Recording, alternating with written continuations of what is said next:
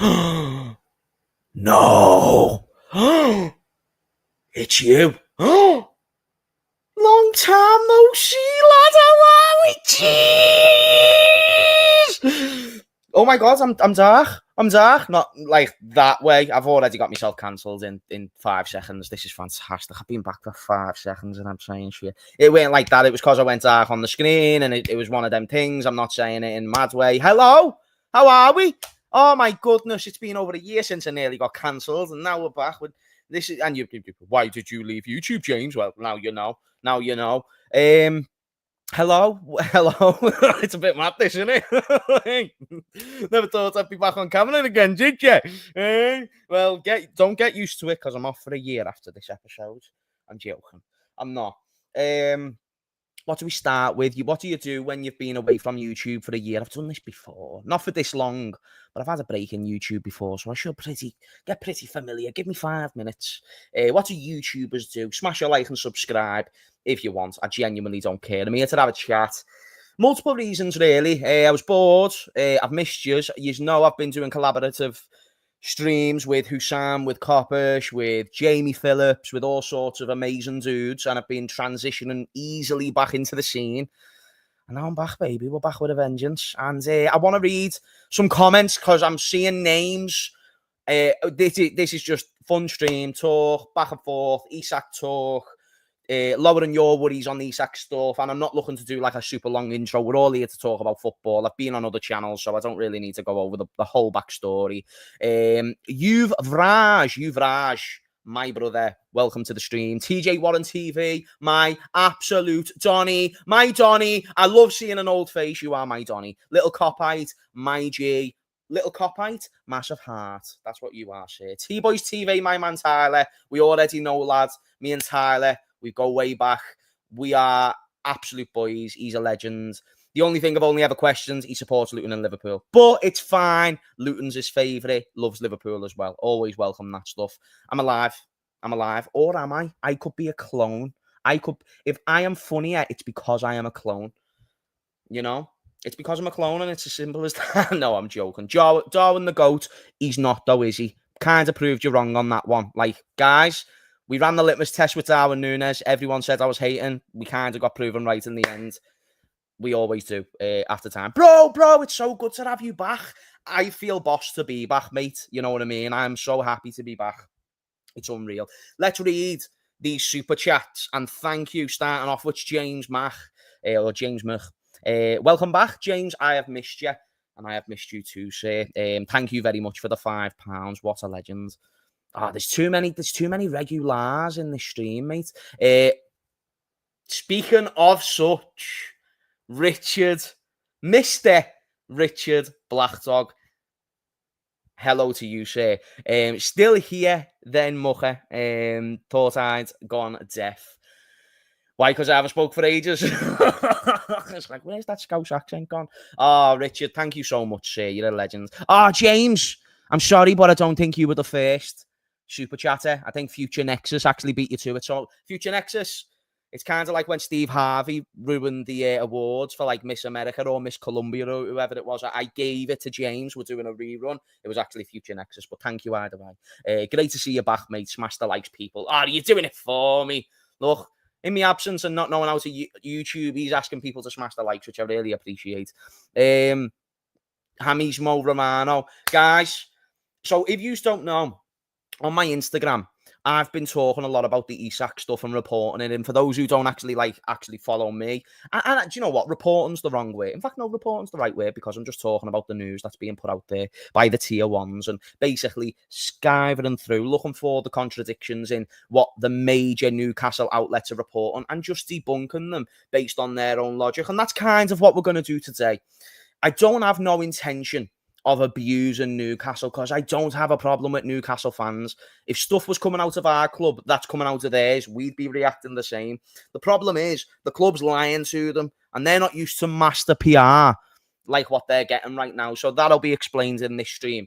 And we are going to go through all the major talks on this Isak stuff because people are worried. And I'm sick of it because I really feel like the signing's going to happen. And it's the propaganda that's getting to you. And that is what will be discussed today. But I've got to say hello to Esther. I've missed you too, love. Hope you are well. Always being a legendary supporter of this stream, which I forever will appreciate. Thank you, Esther, for coming on to my return stream. It means more than you think. Techers Dave already said hello, but gotta say it again. What a guy. What a guy. So, guys, I will say hello. I'll have time at the end of the stream for a hello, but we're 5 minutes into the stream. I want to get into the Isak stuff and mix it up with you. And I want to give you what I believe is the current position on the Isak situation. If you've watched me on other channels, you will know. But ultimately, the key part of this Isak stuff stems from the beginning of the summer when I adopted the James Romano title. And again, this was just me looking, because what you need to realise, every single summer, there's a tier 1. And a lot of those summers, you can give the award to Fabrizio Romano, because there was a time where Fabrizio Romano hacked the case and changed the entire footballing world when it came to transfers. And that a quick tweet with informative information was the thing to get traction. And he made sure that the information was absolutely accurate. Whereas now he kind of focuses on the wide array of engagement. So that's why he just posts the same thing over and over again, because it's a game. It's how much engagement do we receive. This is how we get the deals. This is how we get the narratives out there. This is how we get the agents on the side, allegedly. You know what I'm saying? And that's the way he operates. But this summer's tier 1, without question, by the way, has been Indy Kayla. Again, some tweets you just don't really need. But in the most part, he's went from, and he's admitted this himself, he's went from going from speed and time and making sure he's first to get the news out there. He's gone from that to going to an actual really proper journalist who's actually trying to get the accurate information out there. And his sale point this summer has basically been 2 weeks after reporting something, he now gets to retweet a major outlet like Fabrizio or Ornstein, confirming a piece of news he put out weeks ago. An example recently, Tyler Dibblin to Everton. 2 weeks ago, he was talking about a bid being put on the table before any of the majors. What does it come out today? Tyler Dibblin signs for Everton amidst interest from other clubs. So he's just been very accurate on the stuff he has reported about. One of the biggest thing that he's reported about this summer is Alexander Isak. Not skipped a beat, chat, when it comes to this news. And that's why he's been someone I've followed closely, but I've also had to involve the likes of Craig Hope. Because what you understand when you read Craig Hope's articles or you listen to Craig Hope's YouTube videos, which I have done intentionally this summer, to be fair, I've never watched so much Craig Hope in my life. And when I watch his videos, it gives me hope. And I feel like it gives Newcastle fans hope. Because the narrative that Newcastle, as an entity, as a football club, the guys on the inside, these are the ones that, Craig Hope, he's getting to speak to. Now, that's why it's important to look at both sides of this saga. Because what is Craig Hope saying and what has he said all summer? The main stance of what Newcastle want, they don't want to sell Alexander Isak. But the interesting narrative that has spanned today, because we know Newcastle have struggled with a striker. And I watched Craig Hope's video earlier, and chat, let me know what you think. But I'm just thinking, this guy really is just a mouthpiece for United. Liverpool have got them as well. A man's got to make a wage. He's not doing anything wrong. He's reporting what Newcastle's telling him. So he's actually doing his job.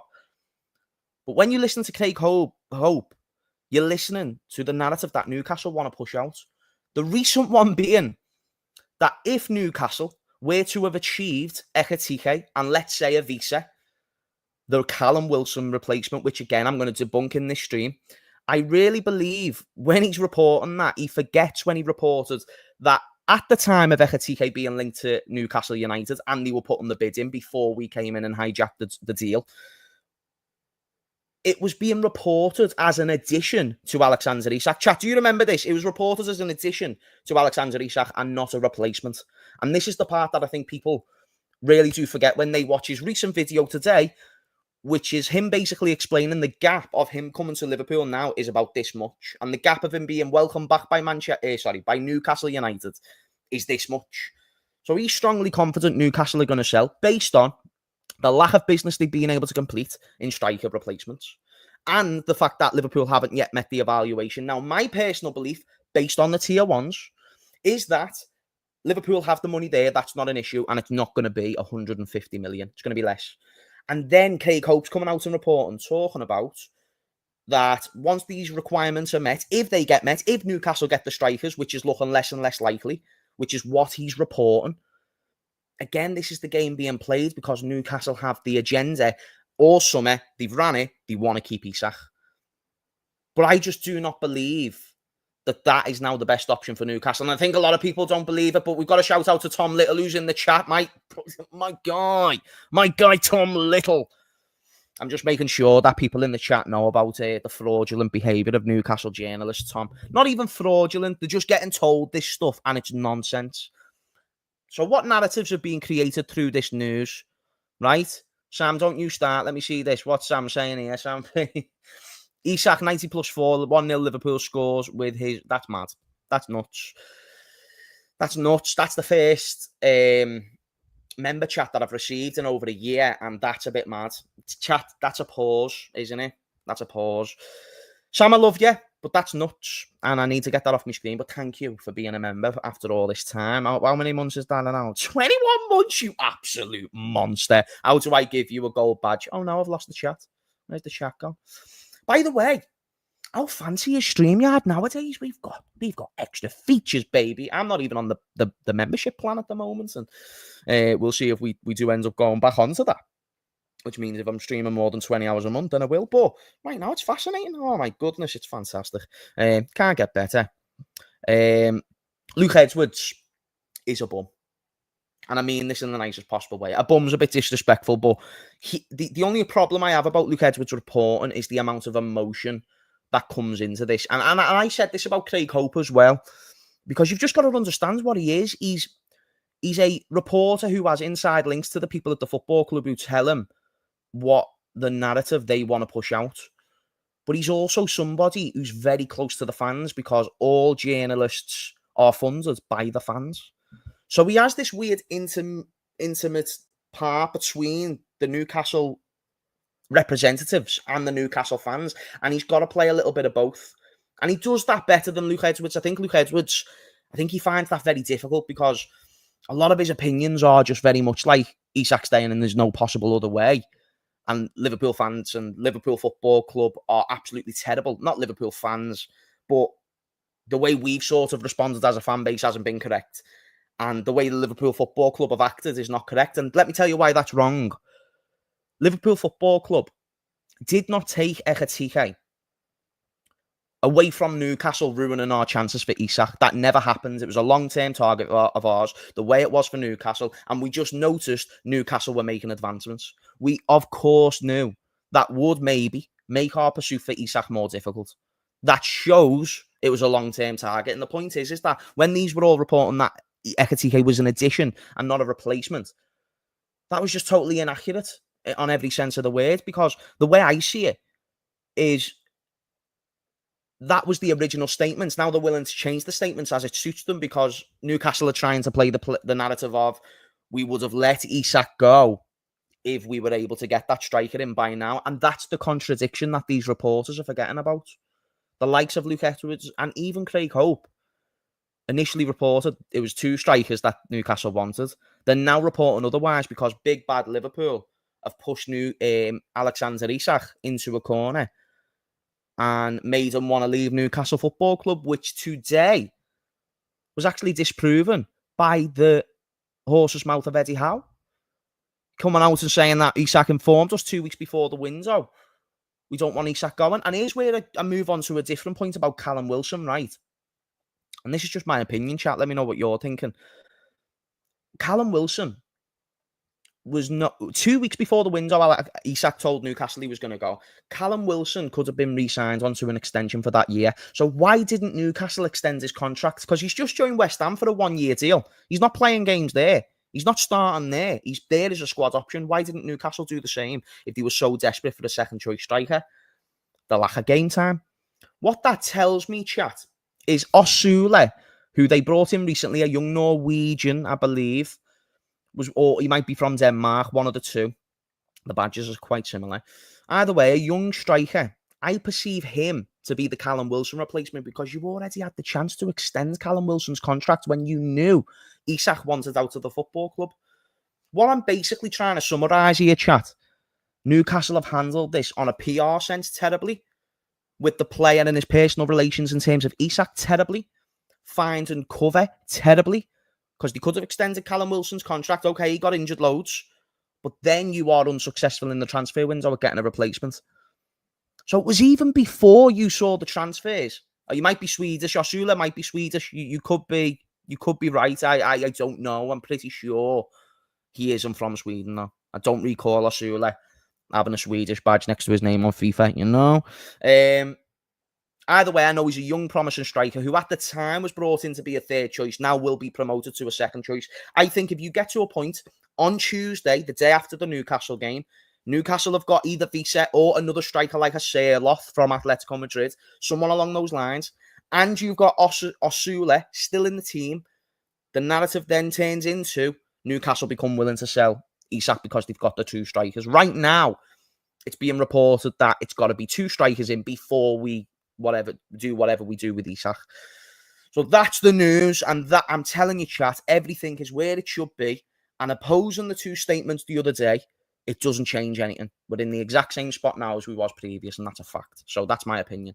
I don't know if the lines that are popping up on screen is popping up for you, so I hope that stops very soon. I think if I stop moving, that'll happen.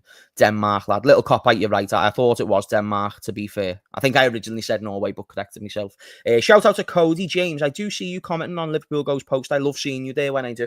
I always comment on his posts because even though I haven't posted for a while, I still have this over big need for like, just to add context to certain things. And, you know, when these things are just reported in a headline, Liverpool Goals does a great job with his posts and he adds context and whatever.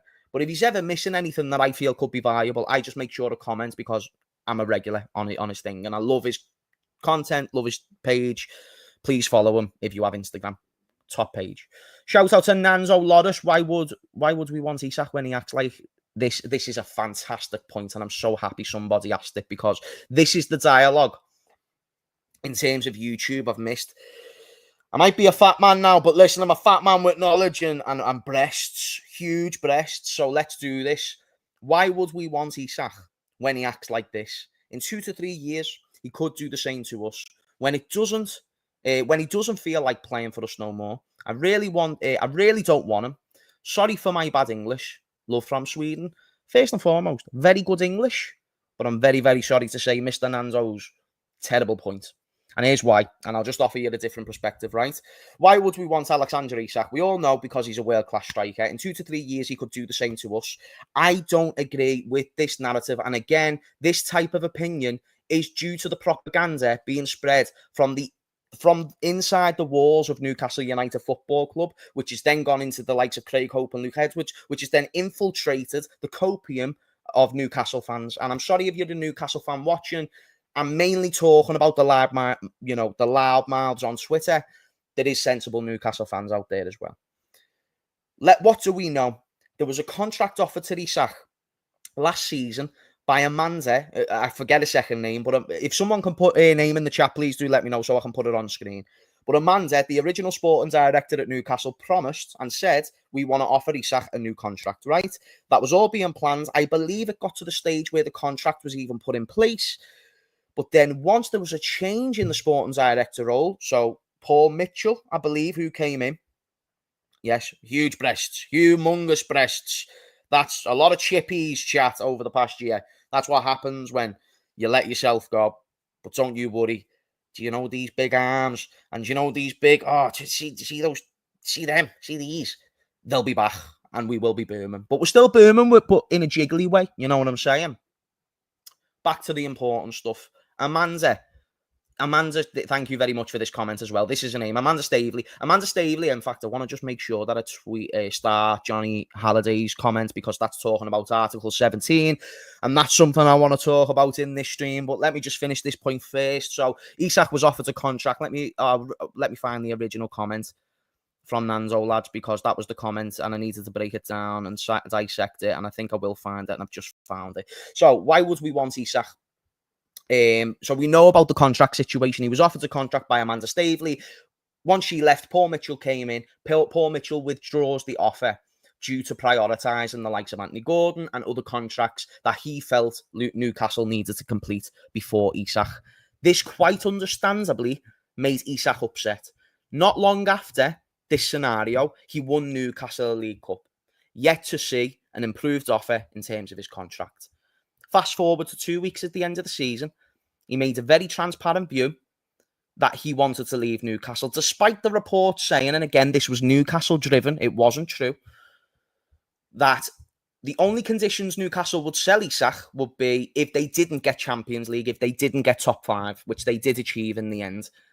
Yet, I think even before it was confirmed they were a top 5 team, Isak put in a transfer request, not an informal transfer request. He let the manager know that he'd like to explore a move.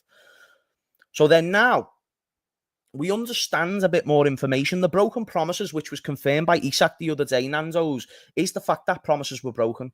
We already have a reported fact before this statement was made that a contract was offered and withdrawn. Newcastle fans cope with this by saying, well, it was a different sporting director who offered Isak the contract. The flaw in this is I don't care if I was offered a wage increase in my work based on performance, and then we got a new manager tomorrow who then withdrew my increase based on the fact they're a new manager. I am still looking at the company as its whole entity and giving it blame, and actually I would be furious because I have achieved these performance-based metrics to achieve the bonuses that you've been talking about. I've been working towards these bonuses that Amanda Staveley would have been talking about. I won you a trophy. I've done all these things, and now the contract's been withdrawn. Chat, that didn't happen with Coutinho. That didn't even happen with Luis Suarez. Them two situations we can talk about as well, but we'll save that for another time. But it did happen with Isak. And I guarantee if it happened with Salah, I would understand Salah, and a lot of FSG haters would understand Salah if that was to have happened to him as well. How does he go and achieve what he's achieved? Imagine if he never got offered a contract last season and he just walked away for free. There would have been outrage. Because his performance-based metrics have been achieved, he deserves a big contract.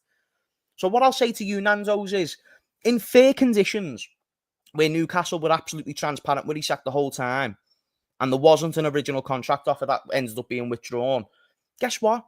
I would be a bit more on your side because there wouldn't be a reason, there wouldn't be a cause. But as Isak said, trust was broken when the promise was. And that's why I've just got to say to you, pal, you can't look at this as what would happen if we have Isak for 3 years? Would he want to do the same to us? No, because guess what? He's not going to have a contract concern at Liverpool. He's not going to have an ambition concern at Liverpool. You look at the way that we're moving. You look at the players that we're buying.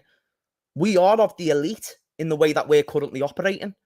We took a German away from Bayern Munich. That's how you know we've broke into that elite. Originally, it was the Barcelona, and even Barcelona recently haven't been an elite.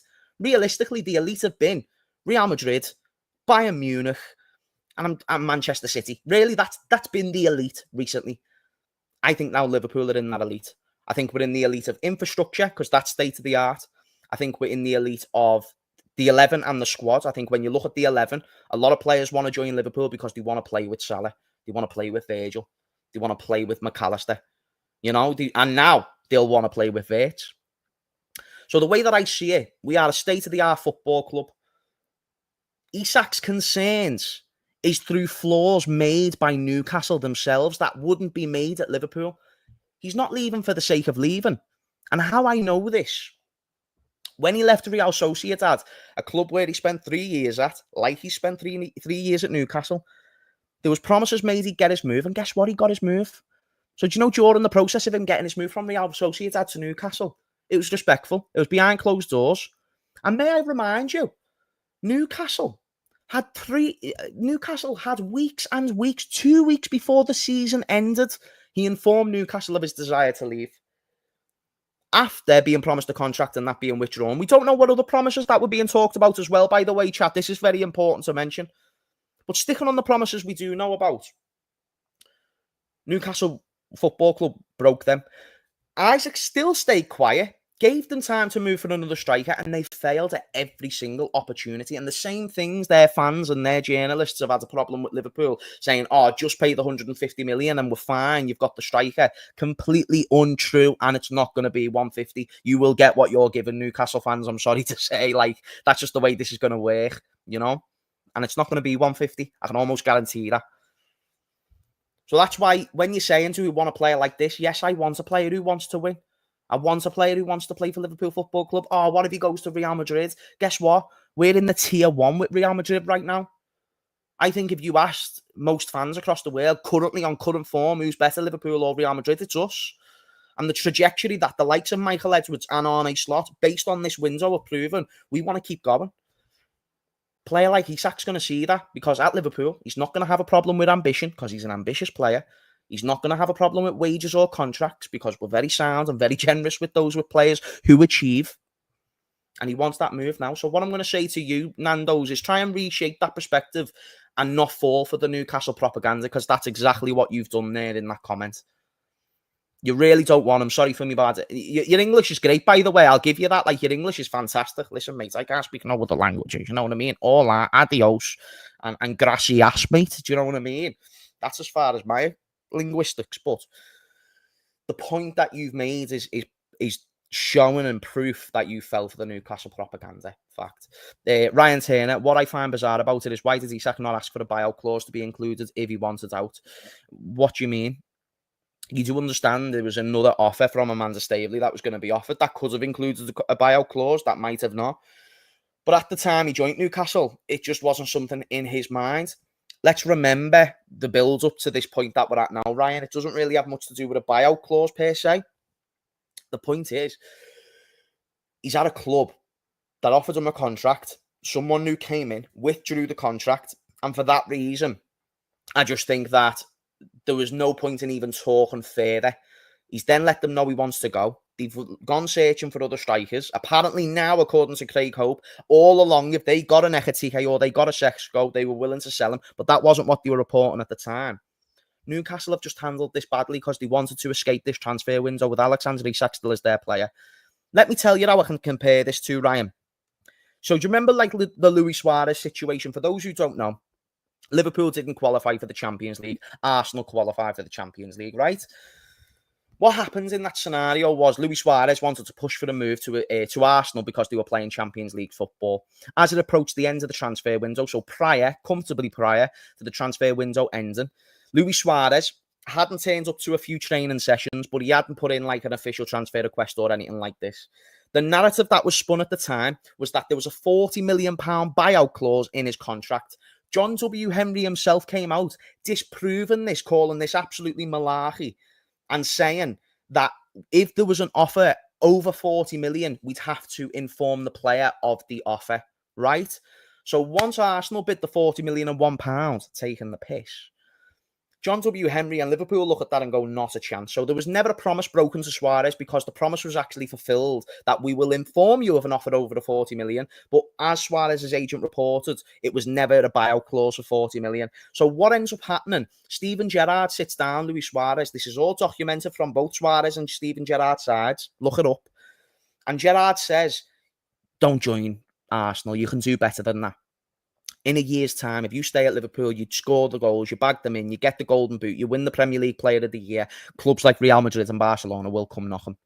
Luis Suarez then gets convinced to stay for another year and publicly announces, my want is to stay at Liverpool Football Club. So there was conviction from a player to turn the player's head, right? In this case with Isak, that's not happened. No manager, no sporting director, no player has convinced him to stay. In every sense, he wants to leave. And that's why I just think like things like buyout clauses and whatever have you. Again, what's verbal and written on paper, everyone knows the stuff on paper matters. But I think when it comes to trust, try and fulfill them verbal obligations as well, which I don't think Newcastle have done. And I think that's their problem here. Shout out to Sam. He says, it was a perfect time for both players and the team. He leaves giving them a trophy that was first in many years in Champions League football, while he joins a better team and is seen as a club legend. And I think to extend on that, Sam, it's a perfect investment. You brought him in for 40 odd million, 50. In fact, no, I think it was about 60 odd million. You're having the opportunity to sell him for 150, which greatly benefits you in PSR. He's come in, and every season he's been there, he's finished in a European position. The one season he won in Europe was when Manchester United won the Europa League, the FA Cup. And he's also won them a trophy, as you mentioned, Sam. So I just think like he done what Alan Shearer weren't able to do. Do you know what I mean? He done what like great managers at Newcastle weren't able to do and things like that. And he was huge to it. And I think from what he's been told behind the scenes, it's been sort of portrayed to him that maybe a contract with a buyout option was there. Maybe that's why Paul Mitchell withdrew it. But These are things that we don't know about. That is purely speculation from my side, and we don't know what other promises were made. And that's why I think to just solely fall for the Newcastle propaganda is just short-sighted, man. And you're letting the rumour mill absolutely destroy your thoughts and your ability to think about these situations. James, why do you think Isak has not put in a formal transfer request? So the reason why I don't think he's put in a formal transfer request is because the formal transfer request does not change the conditions of the deal. He could put in a formal transfer request tomorrow. The issue with that, if he does that, they still don't have a striker tomorrow. They still don't have the supposed Callum Wilson replacement tomorrow, as reported. And they also don't have the offer from us yet. Once those conditions are met, despite a formal transfer request being put in, the deal moves. And both clubs know this. And I think that's why things are a little bit quieter at the moment, especially with the likes of Paul Joyce and David Ornstein, who I think if you want to know what clubs are saying, you listen to them too, to be honest. And for me, when they're quiet, things are happening. And from what Indy Kayla's reported, Richard Hughes is at work as we speak, motherfuckers. As we motherfucking speak. He's doing the gangster shit, man. Because he don't give a fuck, bro. He don't give a fuck, yeah. And he's saying to Newcastle, listen, you'll get what you're given, your little small barcode of a thing. You can leg it. Don't think that you can come in my office charging 150 million. You take 120 and you leg it, mate. Right. Have that with your fucking black and white stickers, you prick. You know what I mean? Like, he's just going to go in there and whack his bollocks on the table. Because let me tell you now, this deal gets done when we want it to get done. It's as simple as that. The condition is Newcastle needs a striker. And my faith still lays that they do get one. Another reason why I think internally there is an acceptance he has to go. The risk of him staying and potentially not playing for the first few weeks of after 1st of September is large. I also think even if they have the belief he's going to reintegrate into the squad, we remember what happened with Virgil. He was walking around, he was letting Southampton, he just didn't give an F, and then what happened in January? The deal happened. And though it was for a good price, Newcastle understand that this will be much lower than what they could get at the moment. Everything in terms of benefit is to sell Isak. Isak was right in his statement. And Isak awaited their response and knew their response would have been coming. And factually, nothing changed after these things happen. It's just now we've heard it from the horse's mouths. So realistically, that's what I see being the sort of pattern of all this. So 130 last bid. I think it could go to 135, potentially even 140. But yes, I don't think it goes past that. I think Edwards and that tells them to leg it. But I will also say this, chat, and let me know if you disagree. And this is more concerning. If we don't get Isak, I do think there could be a Rodrigo as an alternative or another player. I do think we're still searching for more beyond Isak. However, I do think we're perfectly content with Ekatike in the meantime. Again, this is a player we've looked at for a long time. He's had a good start. The manager's impressed. I think we'd be perfectly content with him at number 9 if the Isak deal weren't going to go through. And that does worry me a little bit. But that's under the condition we don't get Isak, which I still believe happens. I think all direction is pointing towards that at this moment. Anything else outside of a striker you want to see us bring in? Wouldn't mind another senior centre-back. And onto that, we can talk about Mark Gahey. But I still really want to delve into more about Isak. But in a summary, I think Mark Gahey happens. Dingus, I think the deal happens in the next few days, is my opinion. As I'm following the tier 1s, Parish just does not want to lose Mark Gahey on a free.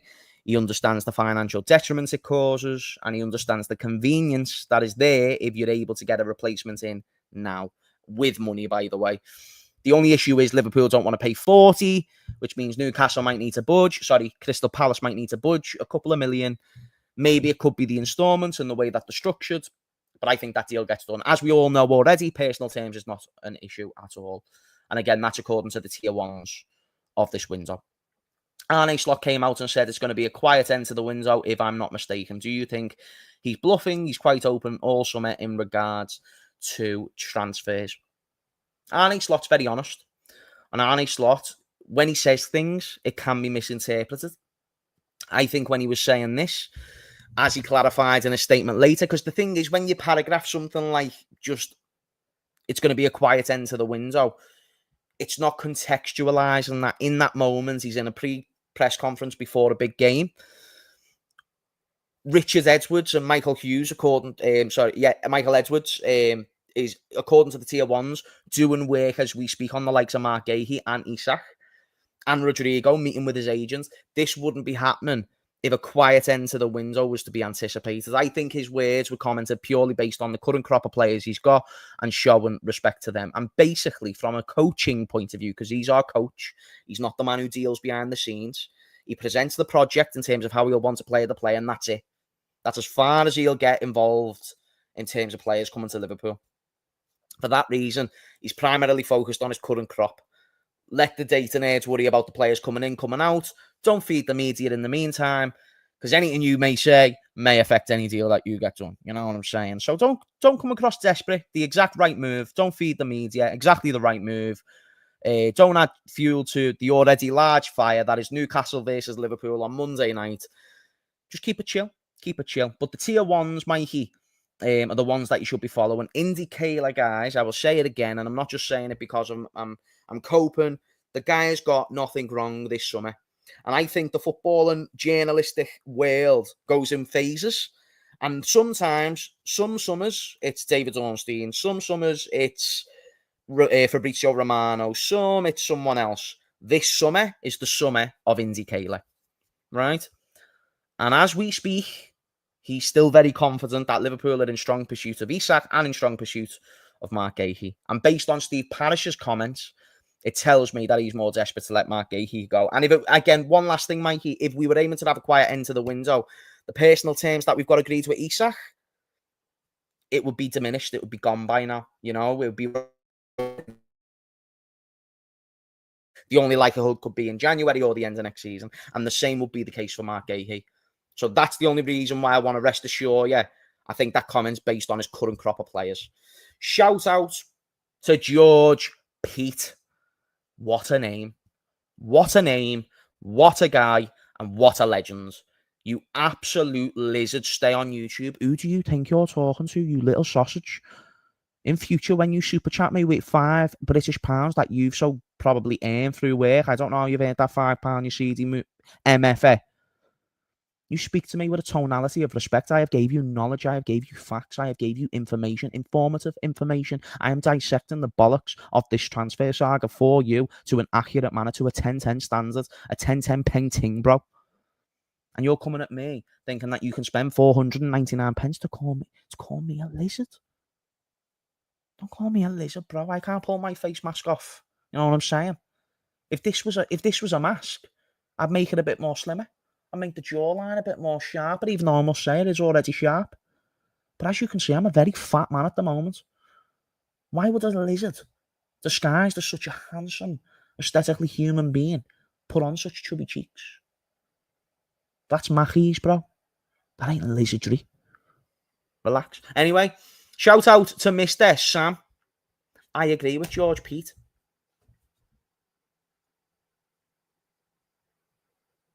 Are these... Chat. Are these mad? Sam, do you want to get triangular armbands? Because I know how to do that submission, and I'll do it. I'll do it if you keep talking shit to me, mate. 21 months or not. You know what I mean? Like, relax, chat. We're here to have a boss stream. No, I'm joking. I'm joking. James, are you indie? How did you know? How did you know? No, I know. I'm James Romano. That's my name. I need to change it though. I don't want to be after Romano. It has to be something else. But that's been my narrative all summer. Thoughts on this overall strength? This team's overall strength from last year. It's conditional, really. It's a conditional question because in its current condition, you're going to say that we're underprepared, which is true. But with the addition of Isak and Gahey, I'm a very satisfied man. And if you're going to spoil me FSG and get me a winger on top of that, you have just made the greatest window of all time. Thank you very much. Very happy with the current condition, though, as well. Like, it's not the worst going into the season in our current condition. We're just not at the best point either. And the second we get a couple of injuries, like we already kind of are getting at the right back position and so on and so forth, It's going to be a meltdown. So, just in the club's best interest, just get the players you need, fill the position so the fans have no excuse to jump at you after what's been a very, very good window. Because I've said it all along, we would have been short, but if you stopped the window at Florian Wirtz, boom. But chat, everyone's forgetting, like, we've signed Leone. Leone's a top centre-back, and I've been telling you about Leone for quite a while, to be fair, in terms of the collaborative streams and my Instagram posts. He's a player with great pedigree for such a young age. He's got everything you want in terms of attributes for a young centre-back. I said if he gave me a choice out of him and Gay, hey, give me him. Because I think if he's not ready now, he'll be ready in a year or 2 years. He's that good, and I love his profile. And again, not only did we get Wirtz from Bayern Munich, or under the noses of Bayern Munich, we also got Leone under the noses of the likes of Juventus and Inter and these type of things. Now, largely due to the financial power we had over those teams. But ultimately, the player wanted to leave Italy. When do you want to see Italians wanting willingly to leave Italy? You know, we had options, and he could have easily said to Parma, I don't want to go to Liverpool, I want to go to Italy. You're going to have to lower your asking price ever so slightly, which means whatever project was presented to him, as well as the other signings, is just a pinpoint perfect pitch. That's just, honestly, I don't know what the data nerds are saying. It sounds like Arne Slot has had such a huge influence on convincing these players as well, which is great to see. And it just sounds like everyone's singing off the same hymn sheet. And the project is just so attractive.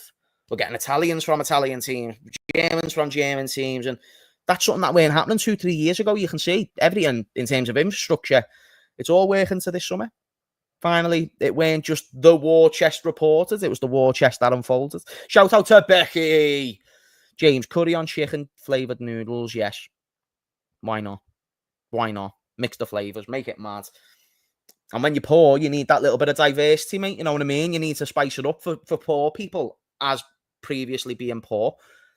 That was a fantastic option to mix the flavours of your scram.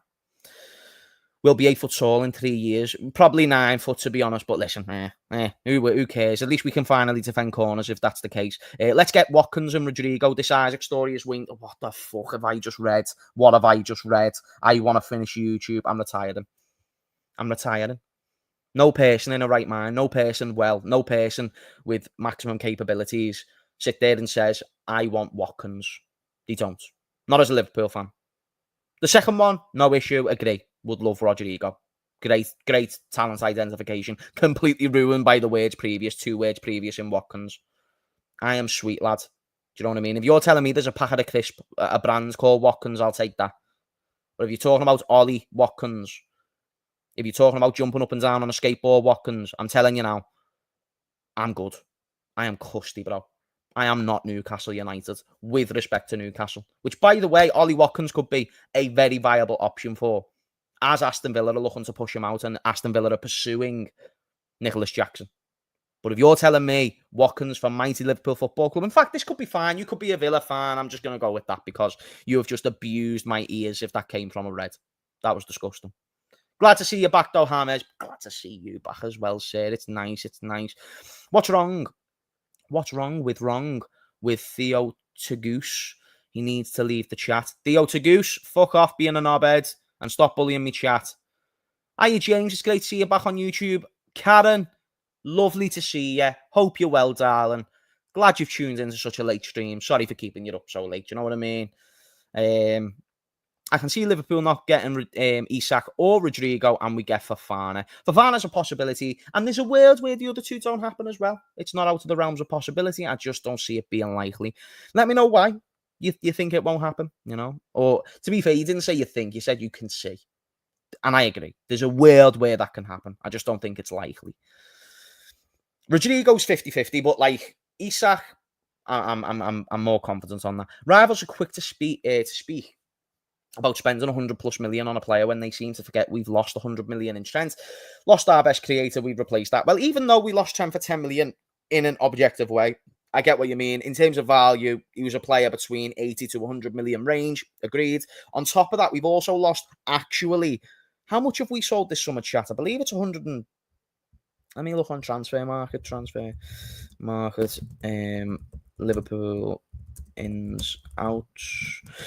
Because this narrative around money as well. In 2025, I'm very confident in saying we have been outspent currently prior to Isak or Gahey joining, outspent by both Man City and Arsenal, which if is true, wow. Like, wow, that is nuts. Anyway, we've spent so far 339 million euros. I might need my glasses because I am absolutely blind. And we have sold 219 million euros. Subject to, so we're talking about subject to Isak and Gahey coming in, subject to Harvey Elliott leaving, subject to other players potentially leaving for fees. Ultimately, our spending has been fantastic. Now, you look at Arsenal, who have spent, I believe now, more than Liverpool this summer. That's got to be true. I saw that the other day and I tweeted it, so it's got to be true. It might not be true, though. So we'll see. We'll double check. Arsenal have spent so far this summer, bearing in mind, Eze, we all know is done, but Eze isn't officially reported on transfer market as of yet. So their current spend is 224 million. I've got to find my glasses because I need to double check that's correct. 224 million euros. If you include Eze, that rises that to 300 million, which pretty much puts it, with Eze, we've spent about 30 million more with Eze. They have sold 8 million euros, 8 million euros, 8 million euros worth of players. Nuno Tavares for 5 million and Marquinhos, the young Brazilian right winger, for 3 million. We all know if Marquinhos played for Liverpool, he'd have been sold for 20. To this day, their record sale is Alex Oxlade-Chamberlain. But now I'm hearing Liverpool are the favourites due to their spending. I want to see that narrative changed, and I want to see it change quickly before I extend on that. Becky, thank you for the super chat. You absolute legends, and I love you too. The buzz in your back, James. You got me into football. YouTube, I messaged you on Instagram a few years ago after your Manny clip. How much love can we predict the next 5 games? Much love, can we predict the next 5 games? That's awesome. I love the fact that I was like a bit, part of you enjoying the football community and content space. That's awesome. Nice one, Becky. You know what I mean? That's legendary. Predict the next 5 games. I don't know what the next 5 games are. I know we've got Newcastle. I believe we'll beat Newcastle. Even though it is going to be an intense game, I will answer that question because you paid for it. And people who pay for it deserve questions answered. Do you know what I mean? So very briefly, Newcastle, I'm going to predict 3-2. I think it's going to be a bit of a basketball match. Arsenal game, in all honesty, things can change. We could get injuries. This current moment, at home at Anfield, I'm seeing a draw. We haven't beat them for time. They're a good team, good defensively. But then again, our attack's good. So no, I'm going to change my score prediction. I'm going to go with 2-1 to Liverpool. Burnley away from home. Probably a tough game because they're quite defensively sound and compact. But again, I have faith in our attack. 3-1 win for the Mighty Reds. Notice the fact we've got no clean sheets so far. Now, at that point, we'll have Gahey. We'll make that our first clean sheet. Shit. That was just like Jurgen Klopp when he said brain fuck. Do you know what I mean? He was like, why can everybody else say it, but I cannot? Why? What did he say? Brain fuck. It was a fucking awesome scene. If you haven't seen it, you need to watch that meme. Crystal Palace away from home. Oh, no, wait. Everton at home will beat Everton. We'll smash them. 2-1. Diblin to score. Crystal Palace away from home. Believe that's the 5th game that you're asked for. Away from home. Don't like Crystal Palace at all. 1-1. They'll have no Eze, they'll have no Gahey, and they'll still find a way because they're just that type of team with Glasner. So that's my score predictions for the next 5 games as it currently stands. Moving on. James demonetized. Why? What did I say? I didn't say not. I'm mad. I can't be demonetized already. I've been back for 10 minutes. Do you know what I think, though? I don't think I've added monetization onto the stream, so maybe I am demonetized. I think I forgot to set that setting. Thank you for the super chat, I guess. We've made bank this stream. Legends, by the way. You need help from Ping Ping 67. Ping Ping is we will. If you're here at the end, we'll go through it. Thoughts on FSG? Pretty much the same as they've always been, Johnny. I was never a fan of what they did off the pitch in terms of the Super League, of the other stuff that I've mentioned 1,000 times. On the pitch, I've never wanted them out. I've disagreed with certain things they've done. I didn't see the vision in others, I'll admit.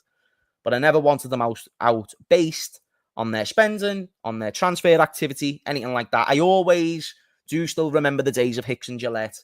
And I never wanted to go back to those days. And I knew under FSG we were at least secure in that sense. When that trust lost with me was when they were trying to change the entire landscape of football and just assumed we would love a Super League, which was just outrageous. But since then, they've rebuilt the bridges very well, and my trust is a bit more into them. And I'm not going to lie, getting rid of them now would make no sense. So even the off-the-pitch stuff, in the time, for now, happy to put to a side. You're missing Nunez, James. I know I am. Not a chance. Not a chance. I did not like anything about the Darwin Nunez experience, and chat, let me tell you why. Do you know when you see a disaster coming, right? Do you know, like conspiracy theorists? Like, what's his name? David Icke or someone like that. Do you know, like the way in his prime he was just getting laughed at repeatedly by like major show hosts and things like that on American TV, British TV, major outlets. But then some of the stuff that he said like started becoming a bit true, and then everyone was like, oh, the stuff that he's saying is right. That was kind of like Darwin Nunez for me. I'm not trying to say I'm a big know-it-all. I get a lot wrong. I said I would sell Salah for 200 million to Saudi at the time because he had a bad period after AFCON. Dumb fuck. Would have been the worst thing we could have ever done for our short term. So I'm not right in everything. But when Darwin Nunez came, I said it explicitly. He cannot finish. That will not change. That's not what he is. And that was confirmed to me after his first game. And he scored against City in his debut. He had a promising start, but the reason why I stuck to my guns is just because, listen, the fundamentals are there as a player. And what people forget, at that time, we were going from Firmino, Mane and Salah to friggin' Nunez, bro. Do you know who else was available when Nunez was available? Alexander Isak. Alexander Isak was available for 60 mil. Do you know all the pain we're going through right now would have been avoided? And all the pain that we had with Nunez would have been avoided if we just went and got Alexander Isak, a player that Michael Edwards apparently wanted. Nice one, Jurgen. Your talent identification was great, Jurgen, but that was a stinker. And the reason why is because Nunez, and I always said it, if you're competing for top four, solid striker. Solid as you can be. Champions League, for the Newcastle, decent. He's going to get you a few goals in the Champions League. But when it matters most, listen, I'm not talking about Newcastle and this, that, and the other. And when it matters most, he can give you the big moments. But if you play him week in, week out, be prepared for tears. Be prepared for disappointment. Because that man right there just is not consistent. Because he's finishing. It's one of them, chat, like, when you're an average finisher, some of your shots are going to look like bangers. Some of your shots are going to just go into the corner. And it's just not going to look great at all. And that's what basically Darwin Nunez was. I was so frustrated during his time at Liverpool. I hated it when he took the post down on Instagram. I know it was because he was getting abuse, but I saw the only people defending him being Liverpool fans, and a lot of the abuse not just being Liverpool fans. So to only blame Liverpool fans by taking down your post, it was just insensitive, and it gave me like a bit of a mentality issue. You can agree the abuse is bad and stand against it without moving the crest from every single post. I just thought it was absolutely vile. And again, just a little bit naive and young-minded. But the way he left was brilliant. I think, you know, the little post that we've seen of him since, great. Again, it was a pleasurable exit for all parties, I think. He wanted out. I wanted him out. The club saw him as very replaceable now, finally. And I think it's fine to say James ran the litmus test of the Darwin Nunez thing. And he was right. You know? He was correct. Also, we could have got Haaland at Salzburg, yeah, but it is what it is. And then again, he was a lot younger there. A time that would have been nice to get him would have been his Dortmund days, but it seemed like he was pretty destined to go to City with his dad and stuff. So I think that was actually the best move for him. And if you told me, would have rather Isak or Haaland, I honestly, genuinely, with heart of heart, would say Isak, just as a preference. Nunez was not that bad overall, few goals. It's not about not being that bad, though, Johnny. It's more about the fact he was replacing Mane, Salah and Firmino. We just went from chasing a quadruple to Darwin Nunez. And even if he was 10% worse, we had won none of the majors. We won the FA Cup and League Cup, but none of the top two. And now we're bringing in Nunez to win us one of the top two. And that was the perspective I was always coming on. People forget that's where we came from. They then remember, we finished fifth, and then the next season, Nunez done all right, so therefore he was good and he was okay. He was okay. Again, good for top four. People always miss this when I was talking about Nunez. He's good for top four. He's good for these other sides. For Liverpool Football Club, trying to win the league at that time, requiring 90+ points, he's not the striker he needs, and he never proved to be that. Not once. I think the most he scored in the league was 11 goals, if that. So, yeah, again, very, very proven right. We won the league, and we did win the league with Nunez, and I said we wouldn't win the league with Nunez. The way you structured it there is right. When Nunez started, we never won the league. When Nunez was dropped by a different manager, Liverpool walked the league. Walked the league. With respect to Nunez, who I absolutely do label as a Premier League winner. What I should have said at that time, if we ever win the league with Nunez in our squad, it will be in spite of the man and not because of him. That sounds so disrespectful because he is a Premier League winner and he had some big moments. But let's be honest, the few big moments he had, they were never going to be a contributing factor to the league title. If we didn't win the league by 15 points, if you remove Nunez's goals, we would have won the league by 10 points or 8 points or something like that. So I appreciate the gotcha moment, but it doesn't really still justify it because he never friggin' played. We have gone, thank you for the super chat, by the way, Charlie Williams. Very generous. And he says, we have gone from 6 senior forwards players last season to 4 this season. Please God, let us get Isak, which I agree with. We had better depth last year than what we did this year, and that's a concern. But if you get Isak, I think the quality of the 5 that we will have could end up being 6 if we get a winger, by the way. However, because we still haven't replaced Diaz, which I think people forget, but it's weird because then, as Tom mentioned earlier, we've still got the best left winger in the league, which is weird because, chat, in the league, who's actually a current better left winger than Gakpo, based on his numbers last year, and he weren't even a starter. There's not many. There's not anyone, in my opinion. And that just shows like the sort of quality of the left wingers, but we still need a Diaz replacement. The point is, Charlie, though I am concerned, if we get Isak in, forget the winger, our quality of the 5 forwards we will have is better than the quality of the 6 forwards we had last season, in my opinion. And you can kind of make that 6 by just giving Rio some of the cup games and some substitute appearances if you're winning 3 or 4-0. I think the reason why Rio hasn't came on yet is because he had, Callum on Coppish, and fair play to him, it's a good point. If Rio was a part of the plans this year, we'd have seen him by now. I disagree.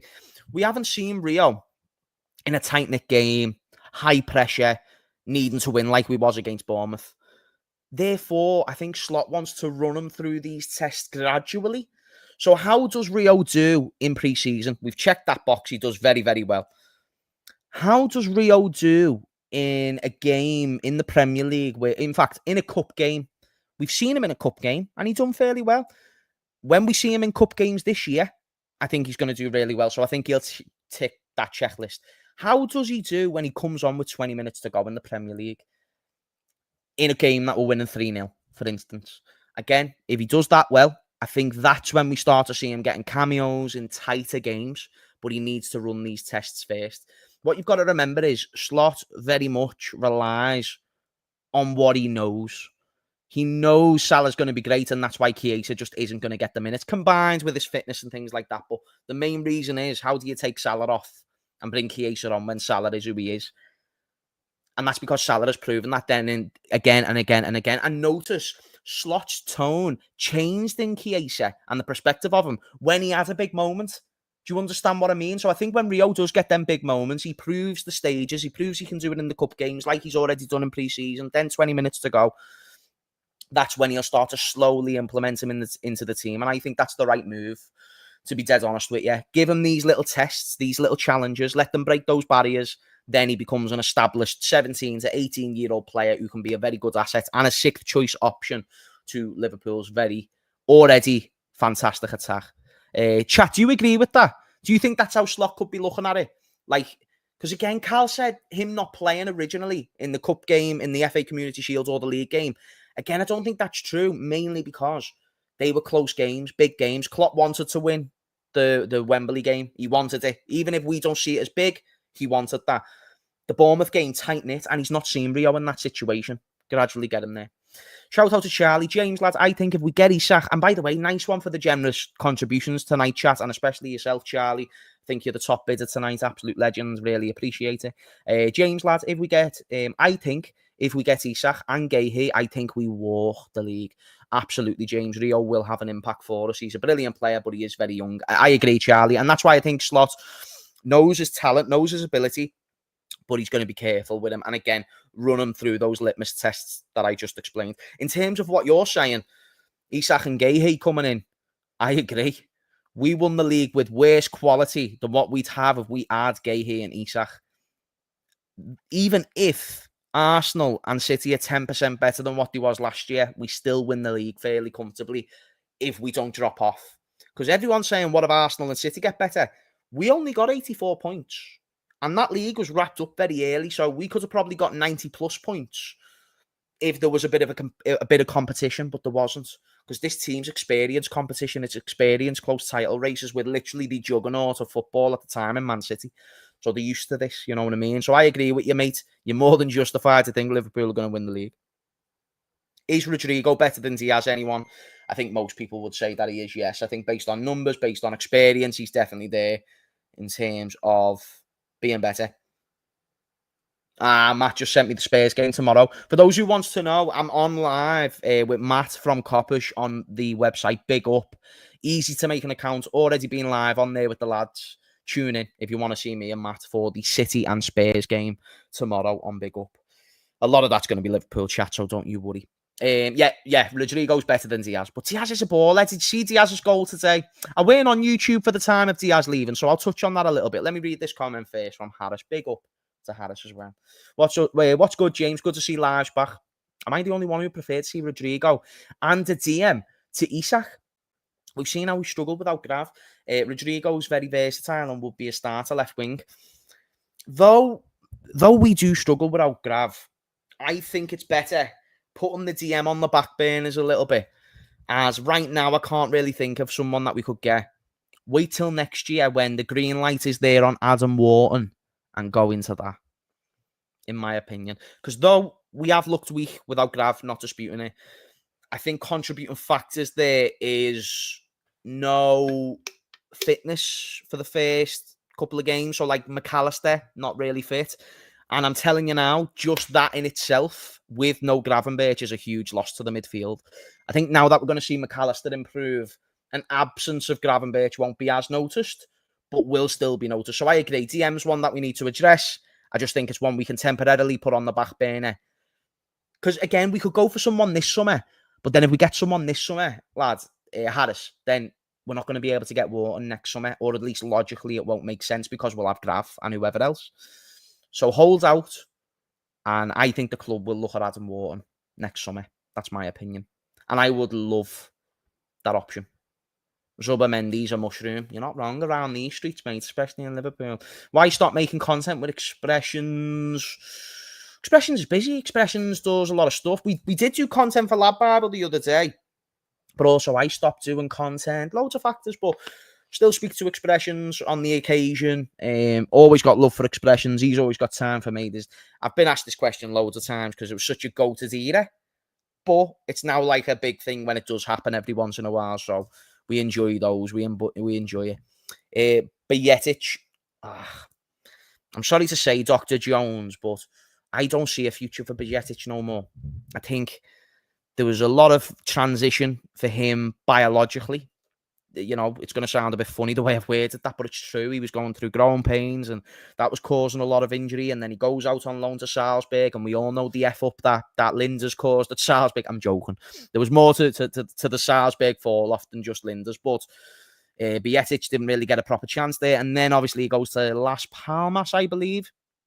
That's a pretty promising start from what I recall, but again, just fell off towards the end due to fitness and hasn't been able to get a full pre-season under his belt. And I just think not only is it going to be hard integrating him into the squad, it's going to be hard to actually sell a player like him now with the little game time he's had over the years, despite his quality clearly being there. But I would also say he was good for what he was. He was good for the young Spanish midfielder coming through. He could ping a pass, but I think to expect that level of intensity in our midfield would have been a big ask of Bejetic. So Don't know what happens with him.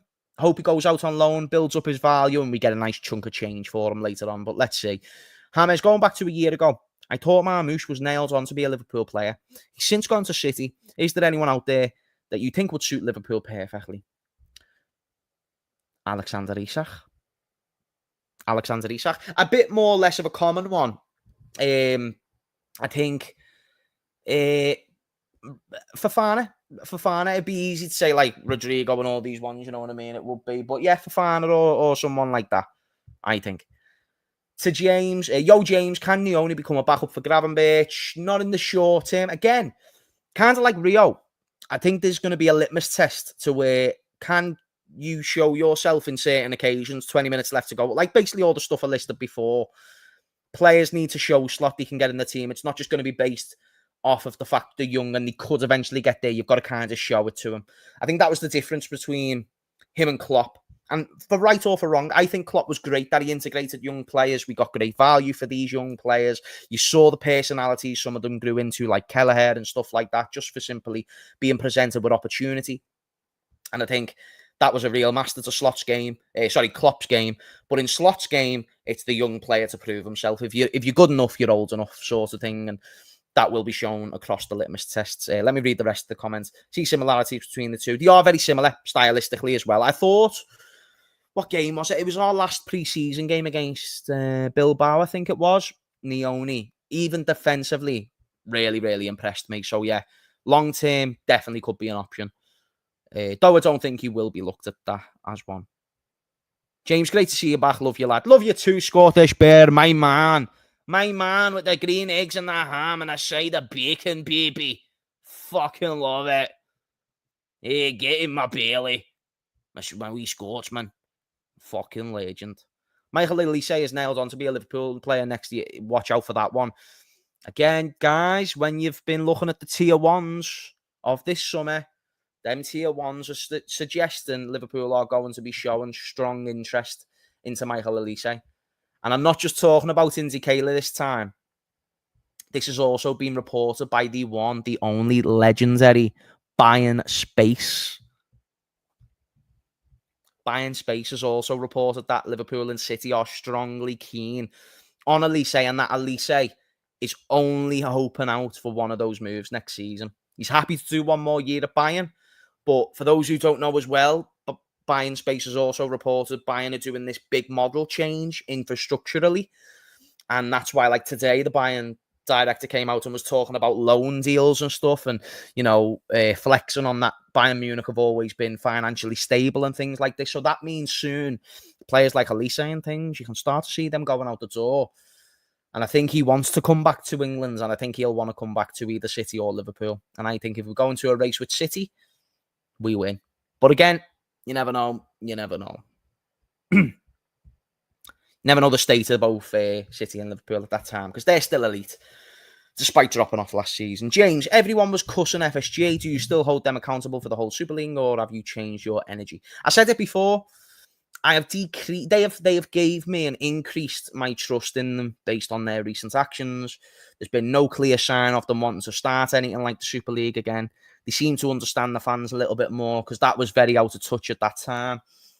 So no, I don't hold them to the same level of standard. But I'm glad that you've at least acknowledged that. I used to always say it was about that stuff that I had my concerns with FSG, because once they did that, there really was a really big bridge to like actually build back with me. Do you know what I mean? Because I was really against FSG after that, and it really was difficult to recover. But never had an issue with the way they operated on the pitch at times. However, never wanted them out due to them reasons. I love you too, JJR. Oh my God, you've got an extra J than me. I'm so jealous. Len's half a J. Whoa, I never asked for the joint. I never asked for the split there. Bro, FSG are mint owners, but they are still, they still have been dodgy. So, do you know what? The dodgiest thing they did was like the ticket prices and all that. But again, no owner's perfect. And I think hindsight, and you've got to give them the gift of it, they've made our club into a state-of-the-art facility. They've done it the right way. They've set a model that, listen, like PSR is the FSG model. Like, club should aim to be what FSG have done with Liverpool. It has been superb. And the gift of hindsight is the thing that's allowed me to see that. It was much difficult to see it when you were losing out on the league by 1 point and then getting friggin' Darwin Nunez. But then history allows that to be contextualised, and history allows that to be revealed. Klopp wanted Nunez when actually Edwards wanted thing, and Klopp and Edwards fell out because Klopp got a lot of the reins and a lot of the final say. Slot seems to be quite submissive in a good way, that he allows the sporting directors to do their job while he coaches the team, and there's that understanding from minute one. But then he's also this quite charming fella who can influence deals and convince his mates, along with Michael Edwards and stuff like that. I think the way they've done it, the biggest coup in recent time was getting Michael Edwards back. Really was. And I questioned if Michael Edwards was really as big as everyone was making out. Yeah, that man is the dog's bollocks. And he's proven that not only this summer, but pretty much since he come back. Like, from the appointment of Arne Slot. Wow. Like, fantastic appointment. Really, really good. Really good to have Richard Hughes on board. Really good at negotiating deals, getting them done at the right times. He's got a good track record, does Michael Edwards. And ever since he's been given the biggest responsibilities at Liverpool Football Club, fair play. Fair play. Sleep is breaking me. Great to see you back, James. Catch you on the next stream, mate. Absolute legend. Thank you for tuning in, brother, and I'll see you soon, hopefully. Hopefully we do more of these. Big up to Steve. FSG, we're PSR compliant before PSR was even a thing. Thank you. Absolutely spot on. I saw something the other day, like, if they spent the way they did pre-PSR, it's basically what you've just said. They were PSR compliant the way they spent prior to PSR even coming in. Like, the model they've had has been very clear, very understood, and it puts the club in a very safe place. And I'd rather Liverpool safe than spending more money than what they can. Just dead honest. I really would prefer our situation over City, who've got the 115 hanging over the head. Chelsea, who have to find loopholes, and though loopholes are there to be exploited, I'm not having a go. You run a very fine line of punishments and fines and doing it insincerely. Man United, we know their shit state at the moment. Not going to look any better, anytime soon. Maybe the long term, but not anytime soon. Arsenal can't sell a player for fuck. It's just devastating to see. They hold on to Deadwood until they're just completely rotten and destroy players' careers. It's mad. So yeah, FSG have proven to be a really good model. They really have. Shout out to Shiranaf, my man. Long time no speaks here. Hope you're well. Would you rather win cups but flop in the league? United. I don't know why you put United there. Or compete week in, week out. Arsenal, but not win everything. The only bit that confuses me, I'm guessing this is not a Liverpool-related question. You're asking me if, from a United perspective. Shiranaf, can you expand on that question? Sorry, just so I can answer it for you correctly. James, you gotta be back for us just to give us match reaction streams and the odd few news streams. We need regular Redmond back. We do. We'll integrate that. We'll work on that for sure, Mr. Holiday. Mr. Holiday. A jet to holiday. That's £400 off for a family of 20. Shout out to Liam Belson. Is there a next stream planned? No, there isn't. But what am I doing tomorrow night? Tomorrow night, Effie will do one. Tomorrow night, 11 o'clock UK time, Kirkdale time. Be there or be square, MFers. We'll do one tomorrow. How about that? Yo, James, now in 2025, who is your best football player in the world? It's Mohamed Salah. Mohamed Salah should still win the Ballon d'Or. Don't care what Ousmane Dembele says.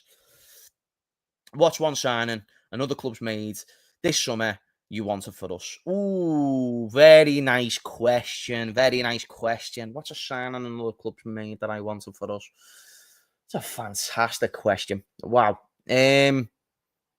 Oh, that's a fantastic question. Actually, chat, can you give me a few suggestions? Because, do you know one? But then I rethought it. Reinders. But then Reinders is got to replace either Grav or Macher, and I'm very content with them two. And then we've just got Vert. We've got Sobo as a backup. It's not necessary. I'm trying to think, like, has any big strikers moved? Big wingers? Oh, if I could go back to January, I'd say Kvaratskhelia, but that's January. This summer, that's a fantastic question. Hato from Chelsea. do not hate it because, again, you're getting that sort of Robbo thing replacement. But with Kirkes, that just doesn't make sense, does it? Because he's going to be used as a left-back, not a centre-back. But the reason why people like him is because he can be used as a centre-back. Eze wouldn't make sense. Even off the left, I don't think that's what Liverpool wants. But he is a very good player. I won't dispute that. Now, I think you've got me. I think you've got me here. I think you've got me.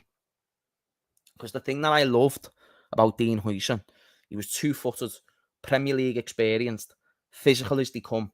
And I think we've got the closest in that to Leone, but Leone just doesn't have the passing ability that Hussein does. Now, Dean Huijsen, very good at passing as well. Leone, very good at passing as well, but Huijsen is like another level. Trent, since joining Madrid, has had really not great PR from the major outlets around Madrid. Whereas Huijsen, he is being lauded as a brilliant player, walked right into the team and certified his number one spot in the side. And he would have probably, in my opinion, done that at Liverpool, because I will make an argument that a lot of people are going to disagree on. He's got a higher ceiling than Kanate. He does. And he's probably the closest thing we were going to get to even being close to a Virgil replacement, because he can do the left and the right like Virgil can. So yeah, Huijsen would have been my one, no doubt. Because again, if you get him, you've pretty much got your Virgil replacement sorted. I really wish we got Dean Huijsen now that I'm talking about it. That depresses me. He's such a good player. Fantastic. And guess who got him? The data that Richard Hughes gathered together, MFers. And he had a good profile. He played for Juventus and things like that. He was doing big things before, just never got into the first team. I wish we could have got there first. James, have you ever been to Frank Carlisle show? He's Scouse living legend. Frank's a legend for sure. Haven't been to his show, unfortunately. Have not been. But Leone is 15 years old. He's 18. He's 18. And the good thing about him being 18, if he stays for 3 years or more, he will then be classed as a homegrown player, which I find very, very fascinating. Because that will be very, very useful in years to come when all the online crybabies of squad options and English quota, they won't have to moan. Right now, people think our English quota is well worse than what it is because Frimpong's Dutch, but he's a homegrown player, so he fits the homegrown quota. We're very comfortable in the homegrown quota, so Leone will help with that and people's depressions over it in years to come. Huijsen and Leone would have been a class combo for the future. It really would have been. But I'm also fine with Leone, Guéhi and Van Dijk. And I also think the club are setting up for a little bit of a Kanate exit, to be honest with you, chat. I do not think the club look at Kanate as irreplaceable. And for the fact they don't look at him as irreplaceable, Guéhi will be the very fine alternative to that. And I think Guéhi is, because he's both-footed, great at passing, and a very good reading of the game when it comes to his defensive side. So Guéhi excites me because, though I don't put him above Kanate at the moment, his profile has potential to be above Kanate for sure. Especially as a tidy, well-rounded centre-back that you're looking to have in your team. No Virgil van Dijk and Zabrani would be a cheat code. Can't say that name. It would be, though. He'd be a good player. But I think Leone, wow, what a signing. Oh, my goodness. I'm so happy we got him. His slander name is Saddam Huijsen, though. Who knows? Might be for the best. Has he got a slander name already? Real Madrid are ruthless. James, are you friends with Paddy the Baddy? No, not friends as we talk. But if we ever see each other, it's you're all right, Saturn lads, how are we? After his debut in the UFC, he said my if buts maybes line in one of the UFC videos. Do you know when they're walking back into the changing rooms after the fight? He said my line and messaged me after. And the next day, Molly McCann fought on the same card, and me and Molly were speaking on voice notes, and she was talking about how everyone was laughing at Paddy saying that on a clip because it went dead viral. And then people started seeing the clip of me and then started saying I was copying Paddy. I was like, I said it first. It was my clip, motherfuckers. But it was the most viral clip of Paddy that night, him saying my saying. So, yeah, whenever we see each other, we let on, but we're not constant texters. Obviously, Kelleher deserves to be a number one keeper elsewhere. But do you think if Alisson gets injured, it might come back to bite LFC? The only reason why I don't say it does, Richard, is because I think a very fine alternative for Kelleher is someone of very similar quality in Mamardashvili. Can he fill those backup boots in the meantime as well as Kelleher did? I honestly don't know. And the reason why I don't know isn't just the ability of the keeper. I think Mamardashvili shown enough in Spain to be considered like a top goalkeeper. I think the problem is Liverpool for years have had such an elite coaching setup. We had Alisson's personal coach, the Brazilian lad who's moved on recently, I think to a team in Brazil or somewhere. And oh my goodness, his name evades me. Chat, who was our goalkeeping coach last year? The main guy who was here for like years. Why? Oh my goodness, I am not. My memory, I hate it because he was like John Achterberg. John Achterberg didn't need to see the chat. I remembered already. Hussam Raid incoming! Oh my god! Oh my god! Someone said Hussam Raid. I'm just, just wait. Oh my god!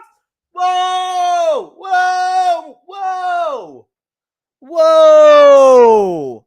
Big up Hussam. Big up the guys from Hussam's stream. I was talking about Alisson. To summarise that point before I say hello, basically our goalkeeping structure, Richard, has changed dramatically. So all that matters when it comes to Georgie's development at Liverpool and how much does he settle into being a number 2 for the meantime, because he's being very used to being a number 1, whereas Kelleher was just a number 2, desperate to be a number 1. So we'll see, but he's a good goalkeeper. Whoa! Hussam Raid! Big up to Hussam, my brother. You've just absolutely shafted all the comments I was planning on reading with the thousands of comments that are flooding my chat at the moment. And you have also just absolutely guaranteed I need to stay live for another half an hour. You absolute fraud. But thank you for the viewership, sir. You are a huge deal. Big up to my friend Jamie Phillips as well. Subscribe to his channel. Tune in tomorrow. Tomorrow? Not tomorrow. Next week, Thursday. Big up. Me, Jamie Coppish. Get there. Big up to the chat. For those who have missed the stream, we've basically spoke about the Isak stuff. We've touched on Gahey. We've just been asked about Georgie, Mamardashvili settling into the club. I haven't been on YouTube for a year, so ask your questions, boys. You know what I'm saying? Slappy, likey, all day, he. Big up to Eric Skahil. My man. With the green eggs in the ham and a side of motherfucking bacon, baby. And if you're a Muslim, a side of something halal. You know what I mean? 267 likes is a disgrace. We've got 610 people in the chat, you absolute frauds. Please do smash the likes. That's the one thing that keeps YouTubers going. Do you want me to stay off for another year or something? Or do you want me to stay on YouTube? Smash those likes. Shout out to Shiranath, my guy. From an output and game contribution over 8 years, is Mo Salah the greatest the league has ever seen? Yes. Even better than Henry and Rooney in terms of longevity? Yes. Yes, baby. Did Henry ever win a Champions League with an English club? No. No, I'm joking. Henry's number 1 on ability. But on legacy, Salah's above both. Sorry. I don't know about output with Rooney. If Salah gets above Rooney in the all-time scoring charge, which I believe he's quite close to, then yes, he will be there. Once Salah's journey has ended, he will be widely accepted as number 1 in Premier League of all time. That's my saying.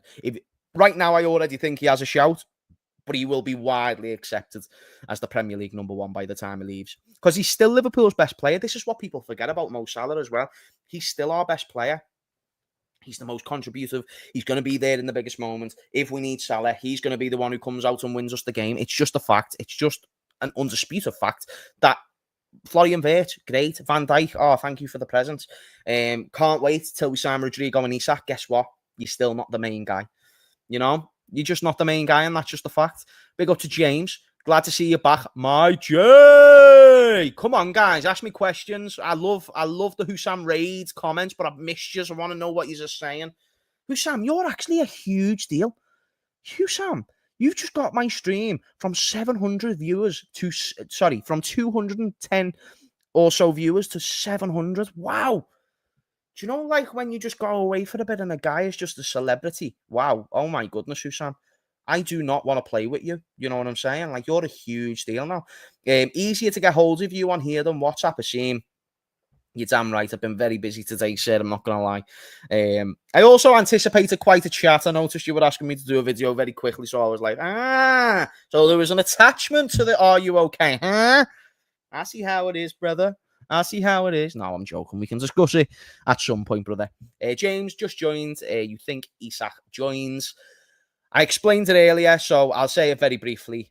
Absolutely, without question, 100% of my heart believes by the time 1st of September hits, Isak is Liverpool red.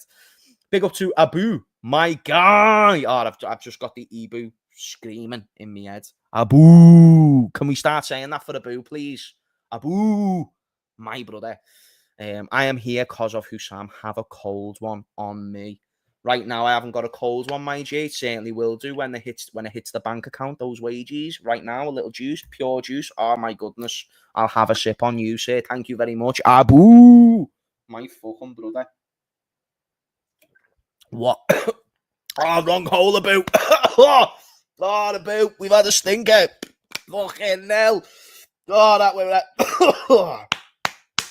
Woo! Nearly died on stream. Abu, your father nearly killed me. I'm gonna be called the police for attempted murder. Wow, that was uncomfortable, that. You know what I mean? Abu! Get the Abu spams in the chat. Yes. Give a Monday game breakdown with an American accent. So, I don't know what y'all been thinking about this game on Monday. I just see it a whole different way, player. I think we're going to roll into their motherfucking barcode of a stadium. I think we're going to look at their fans in their motherfucking face. I think we're going to go ahead. We're going to jab them in the nose with a nice little Mohamed Salah fucking left footer. Sorry. Still going down the wrong hole, right?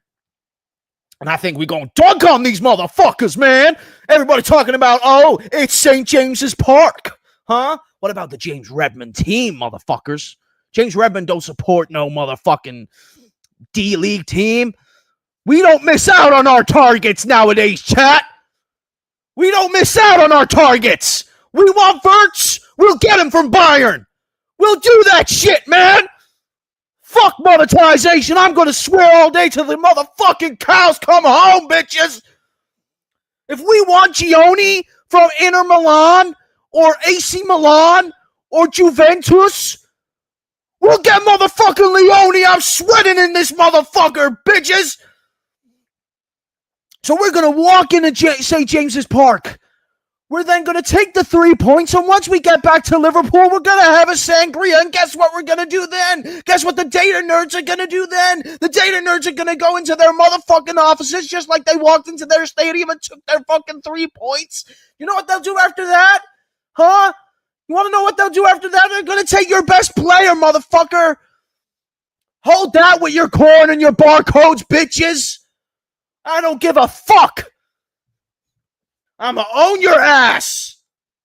Now we're losing viewers. We're losing major viewership now. We're losing major viewership. We need to stop. That must have been cringy because we lost about 60 viewers. Don Hussam.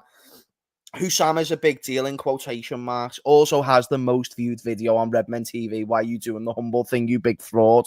You get more viewers stream for stream than me. You're now more famous than me. And you know what, Hussam? That's music to my ears. I just need you to accept your role as a celebrity, my brother, because that's what you are. You're a huge deal. You are tier A. Do you like the way indie is tier A in journalism? You are tier A in YouTube. Your demands. Oh my goodness. Chat. The other day I messaged Hussam, or he messaged me. Do you know how long it took him to respond? 4 minutes. It used to be 1. It used to take 1 minute to respond. It took him 4 minutes to respond. The other day, he's a big deal now. He's a huge deal. Did you know he's that much of a big deal? He makes you wait 5 minutes just so the stream can fill up. Oh my God, he's a huge deal. He's a big deal. He's that big of a deal. Did you know you've got to send him 3 photos, and the first photo that you send him, he's going to use for the thumbnail anyway because he's just a fraud. Because it has headphones. Relax with your headphones, Hussam, you crazy barstool. I love you, sir. Hussam. Guys, subscribe to Hussam. About 80% of you are here from Hussam. Subscribe if you haven't already. Absolute legends. Big up to Nickel.